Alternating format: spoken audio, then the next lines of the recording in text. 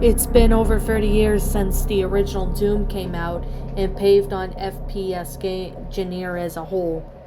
The early 90s was a blessed time for video games as a whole, and several dozen catalysts were solely responsible for shaping that we play nowadays.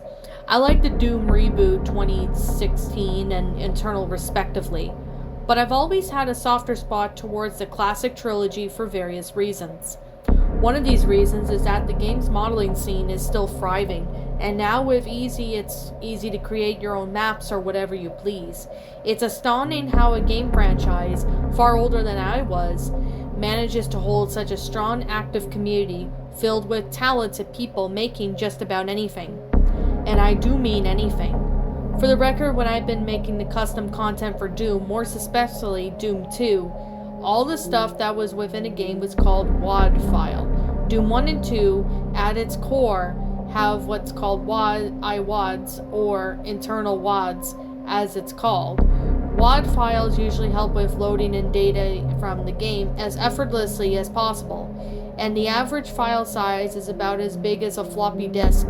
That makes spending containing WAD files easy on sites with little bandwidth back in the day.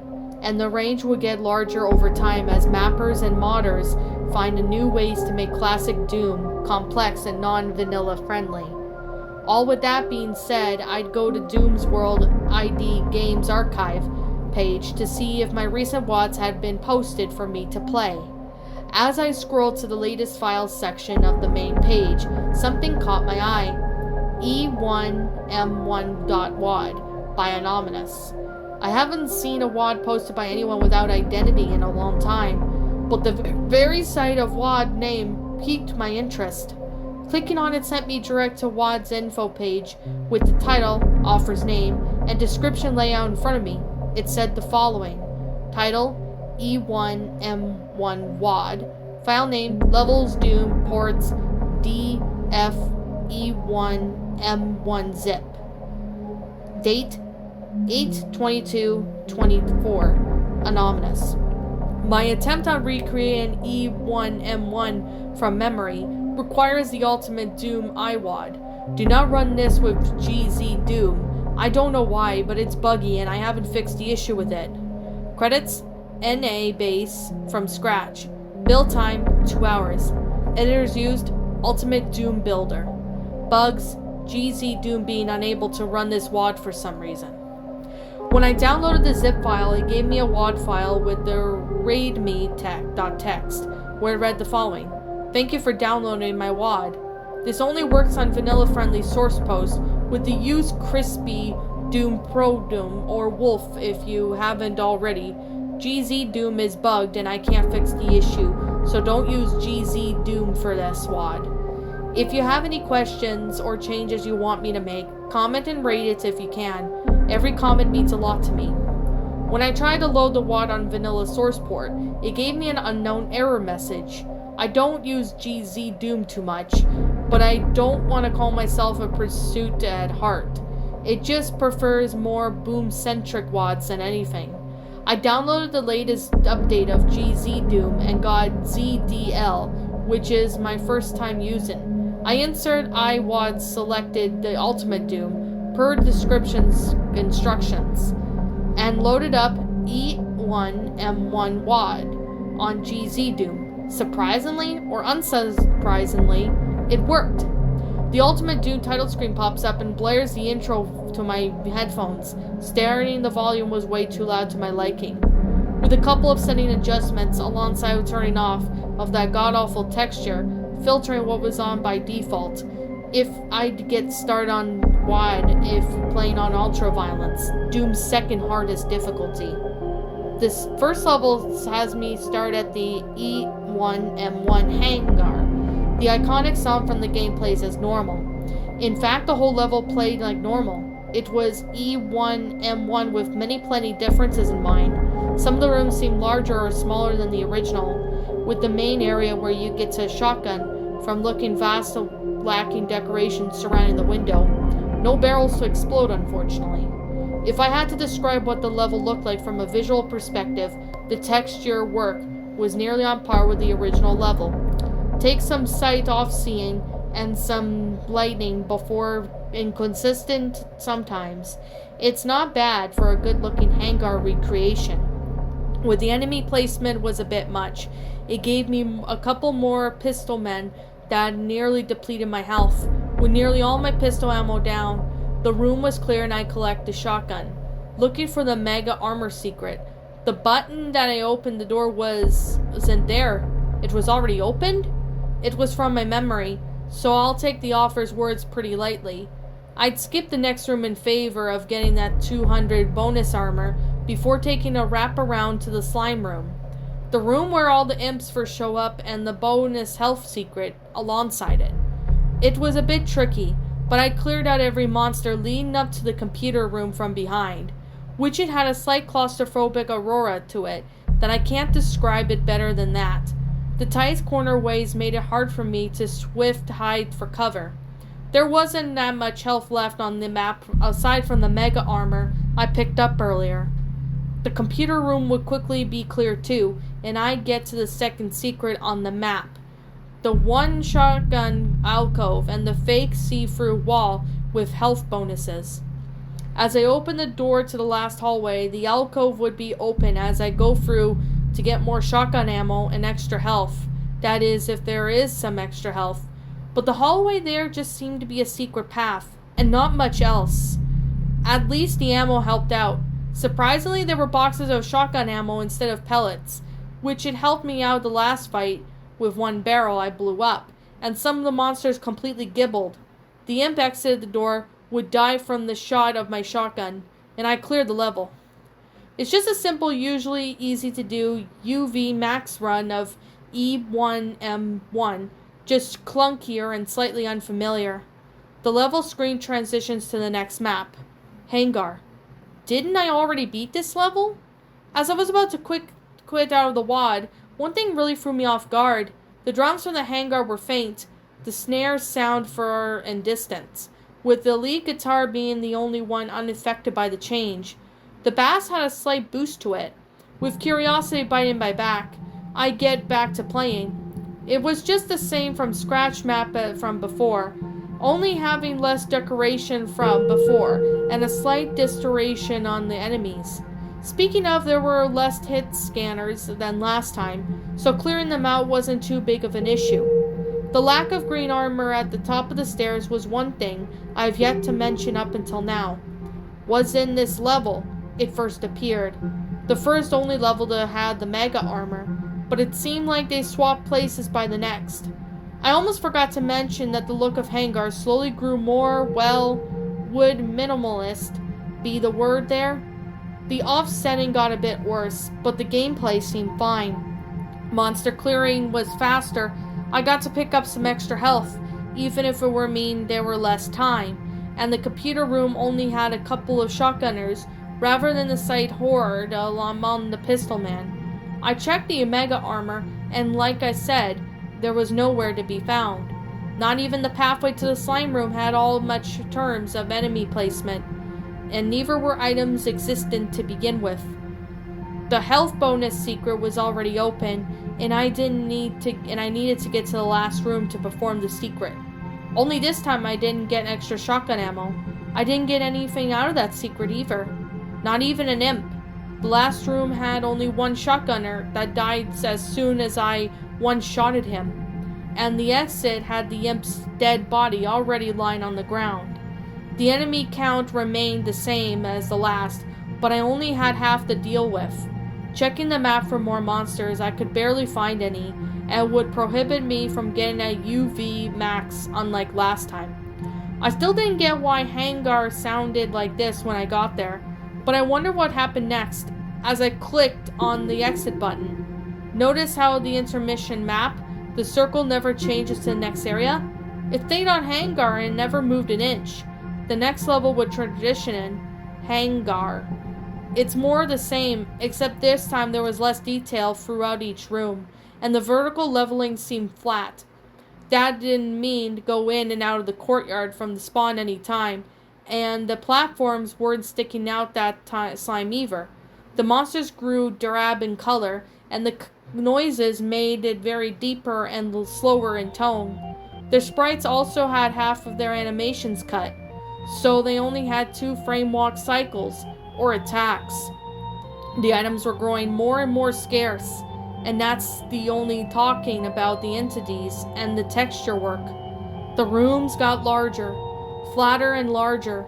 I go and run around the map, finding whatever's on the current version of Hangar. The music had its tempo dragged to a slow crawl, some of the notes sounding off key and having its weird chord progression in the back. It's like if you mixed at Doom's Gate with the Running with Evil's instruments to make the ungodly mashup of this miserable to listen to. It's not exactly a sickening experience, but it's melancholy feeling that only felt worse over time.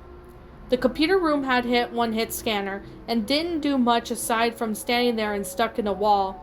He was easy to kill, and the slime room had already dead demons on the ground. The shotgun alcove was blocked off and the cliff was cut entirely.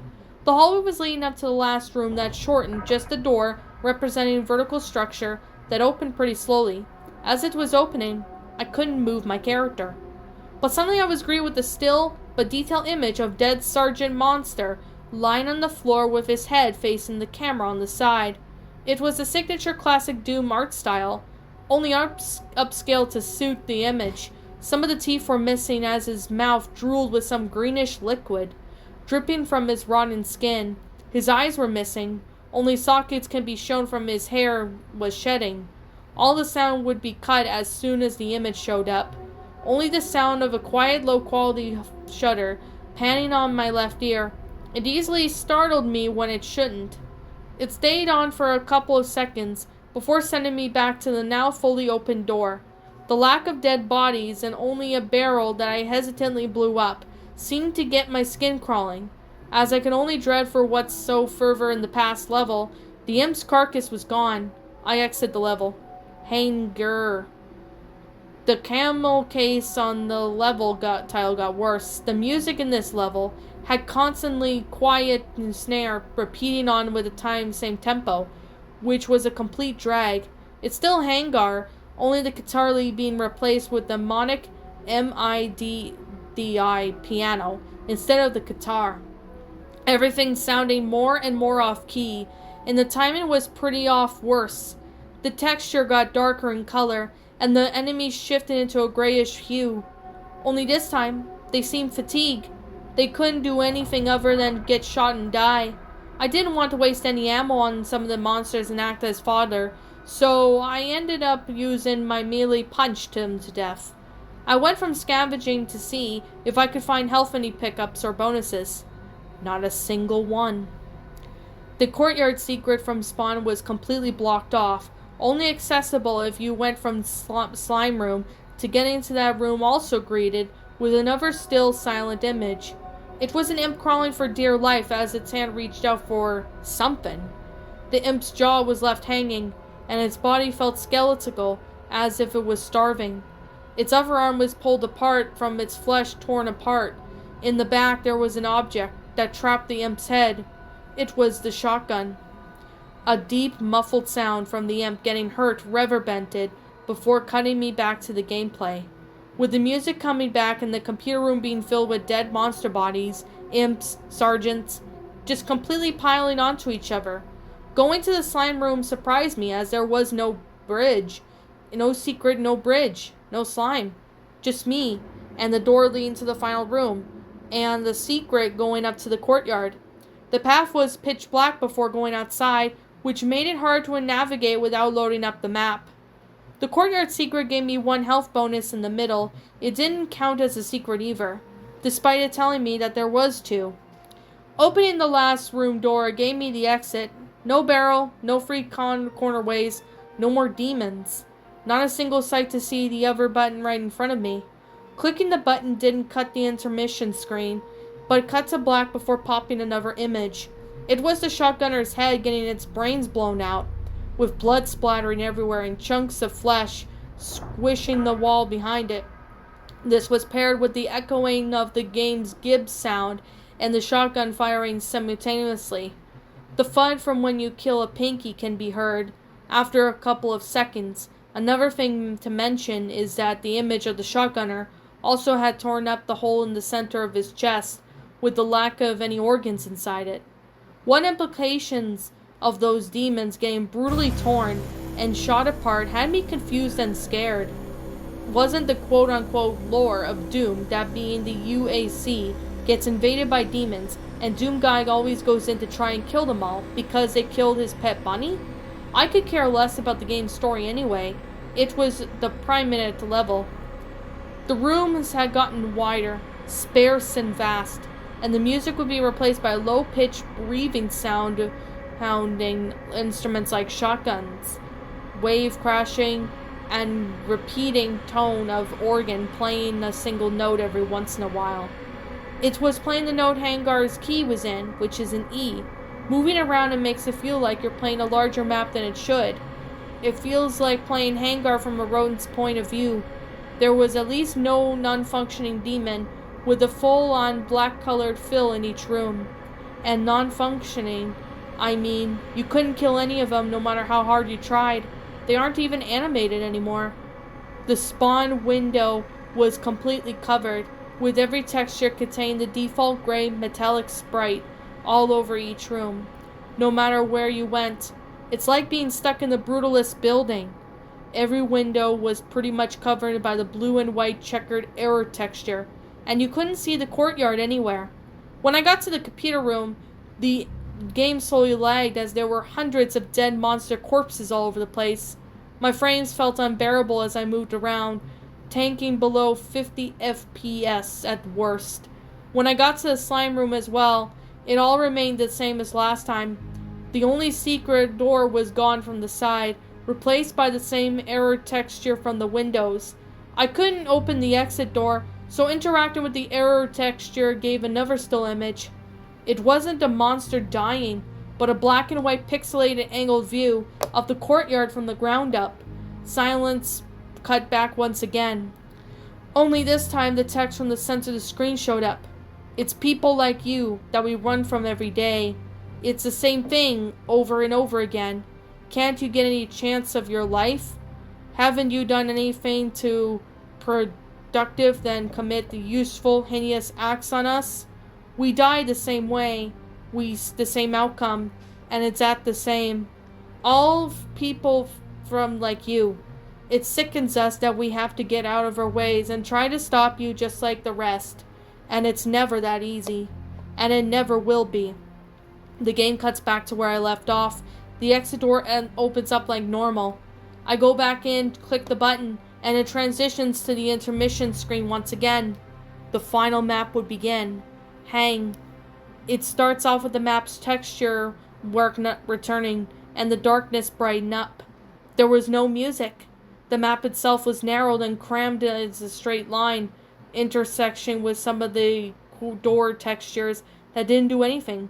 It irked me on how I went this far, as the minutes tops before going to the final room, walking up to it, and growing a pile of monster carcasses that were on grayscale. When opening the new door, the camera would pan to me in the courtyard from a perspective of someone. There was this mega armor, but clearly it led some significance. The door opening faintly gets closer and louder each time the camera pans back to the courtyard. The exit door would soon be replaced with the same error texture from the last level, but this time it was the only way out. Interacting with it led me back towards the courtyard camera. The door opened up the secret pathway, and in the corner of my eye, my player character would move up and down an area. It'd walk all around my face and haste away from the camera, before slowly looking back at it. My character walked up to it, and the sound of the gradual shaky breathing hit my headphones. The camera slightly jolts with each breath. My character gets up close to the camera, and just before he shoots his gun, a unique, loud, big crushed, humanish scream can be heard before cutting off and crashing the game, sending me to the developer console with its unknown error. And that was E1M1.wad. At first, I didn't know what to think of it. I couldn't tell if this was some sort of troll that's looking to make a weird message out of monster sympathy, or if this was some secret art project made me lure players without a second thought. I guess it goes without saying that E1M1.wad was made by an ominous author with no other experience outside of making the historic, strange, oddly unsettling WAD that gave me more questions than answers. I was debating whether or not to rate it and give it a comment about it, what it actually was about, but that's up to everyone else, as I'll be leaving a mirror link to anyone who downloads the ID Games archives. Takes this down. There's no category in labeling it outside a couple exceptions, but I hope by all means everyone can see what I'm talking about.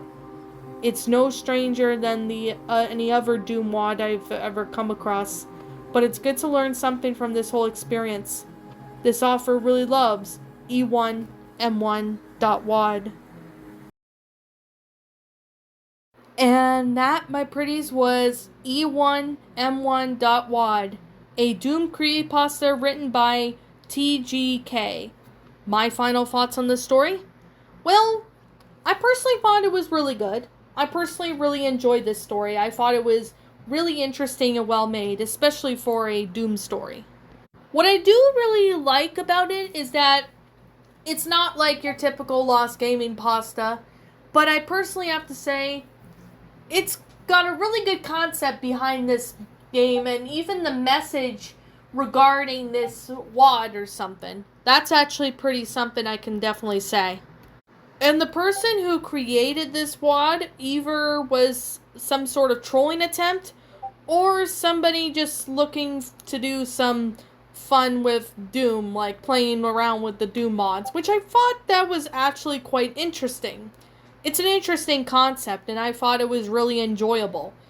Now, the grammar was pretty good. I personally really enjoyed the story. I really like it a lot. I thought it was neatly well done. I personally liked the concept of it. I personally really thought story was enjoyable. It's really well made. I can definitely say that. I'll leave a link in the description for any of you guys who want to go check out the story. However, I do like the aspect of, the glitches, well, not really glitches, but the levels do change as the player progresses. That's actually quite interesting. It's not cliched or anything, to which I really have to give it a thumbs up for that. It's actually, there were some parts of this story that was actually really confusing for me, but I personally still thought it was an enjoyable story. But what's really confusing is, why did the maps get bigger? Why do the glitching on the walls happen? I mean, it's not explained in the story, so that's another thing I have to say. But, yeah, I'm just gonna say it actually really confused me a bit. And it obviously just makes me wonder why is that the case? I'm afraid that's a question I'm not gonna have an answer to. Unless the author, states something right here. So there's definitely that. And I don't understand how would this be a rodent's point of view. That literally confused me to an extent because of it. But I do really think that this story could be changed maybe just a bit, but it's still a really good story. I personally thought it was really enjoyable for my liking. As a Doom person like I am, it's a really good story. However, it's a little confusing on some parts. I personally really like the fact that, every time you progress through the level, the spelling gets a little weird and stuff, which I thought that was actually pretty clever. I mean, I really like that it was added into the story, and that really did help out this story a bit with delivering the message. But I personally really thought it was enjoyable. It was really interesting with the story, especially with some concepts added, but I personally really thought this was a really interesting Doom creepypasta. Really good, really well made. And like I'm always going to say, and like I always continue to say, this is just simply my own personal opinion, and if you happen to disagree with it, that's perfectly fine too. We're all entitled to our own opinions in regards to these creepypastas. This is just simply my own thoughts. I'm going to give this story an 8.5 out of 10. It's a really interesting concept. I personally really like the concept of this story. I really like the storyline behind it, everything behind, the WAD and stuff like that. I personally thought it was a really interesting story, especially with, the concept. I personally really thought this was a really enjoyable story. I definitely have to say it's really good. I personally really thought it was enjoyable and well made, so I definitely have to say, I definitely recommend this story to anybody who is, looking into, well, trying to find some good creepypastas. I could definitely recommend this one. So, I guess with that being said and that being the case, what did you guys personally think of this creepypasta? Did you all enjoy it? Did you all not? Also, what you have done personally to help make this story a lot better? Feel free to let me know what your thoughts are down in the comments below. I'm the Lion Queen. Thank you so much for watching today's video. And if you enjoyed this channel, be sure to leave a like, comment, and subscribe if you're new. Ring the bell for notifications to when I upload, so that way you guys will not miss an upload. If you guys want to go follow me on Twitter, link to my Twitter account will be in the About page section, so you guys can go follow me. If you guys want to go follow me on DeviantArt, link to my DeviantArt account will be in the About page section, so you guys will not miss an upload on my art. Also, if you want to go follow me on my backup channel known as Miss Dark Shigo, link to that will also be in the About page section, so you guys can go follow me on there. And as always, that's pretty much all I have to really say, but if I'm missing something that I did not explain, let me know what it is in the comments below. And as always, I'll be seeing you guys all in the next video. Peace out, and like always, roll the outro, because I'm out. What's up, my pretties? It's the Lion Queen here. I want to appreciate you all for tuning into this video, and I do appreciate you guys supporting my video by giving this video likes and stuff. If you really enjoyed this video, be sure to leave a like, comment and subscribe if you're new, ring the bell for notifications to when I upload, so that way you guys will get updated for whenever I upload. If you want to follow me on Twitter or DeviantArt, feel free to leave a follow on those if you are interested in following me on those socials. If you want to support my backup channel, known as Miss Dark Shigo, feel free to subscribe to it, as a link to that will also be in the About page section. And with that being said, and that being the case, thank you so much for watching, my pretties, and as always, please stay pretty.